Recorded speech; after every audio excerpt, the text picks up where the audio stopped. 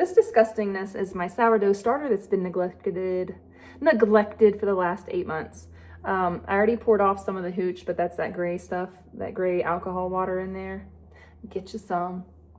And what I'm gonna do is scrape off the top layer and then try to get down to this stuff that has been not exposed to oxygen.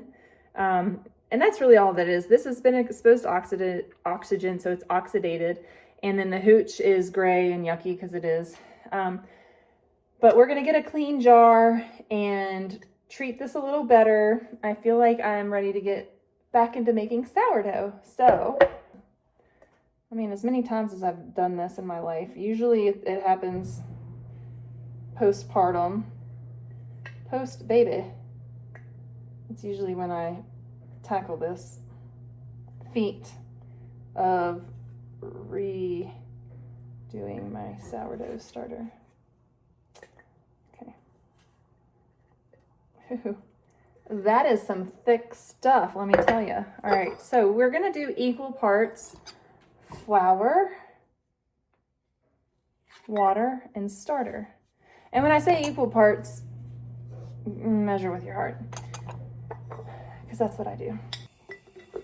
So I probably should have measured, but like I said, this is fine, everything's fine. All right, and then what I do is I just make it like a thick, sort of pancakey batter. And then we're gonna feed and discard this every single day until it starts to bubble and rise. So I'm gonna have to add a little bit more water to that.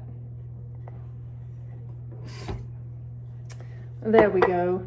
And so I just try to get it like a thick pancake batter, essentially. And I just add a little bit of water at a time, mix it up. A little bit more water at a time. I just a dab more. But like I said, if you're unsure, you can use a scale and just put your jar on and tare your jar, then add your starter, and then add equal parts flour and water. That's just a general rule of thumb. You're not gonna mess it up if you do more or less of any of those items. You just wanna kind of make sure that your consistency is